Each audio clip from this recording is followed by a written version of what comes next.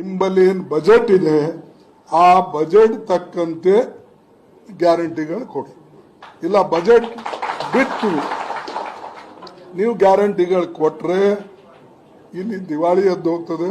ಈಗ ಒಂದು ಬಟ್ಟಿ ಮಣ್ಣು ಹಾಕಕ್ಕೆ ಸಡಕ್ ಮ್ಯಾಗಿಲ್ಲ, ಇದು ಇಲ್ಲ, ಎಲ್ಲರೂ ನಿಮ್ಮ ಮೇಲೆ ಬೀಳ್ತಾರೆ.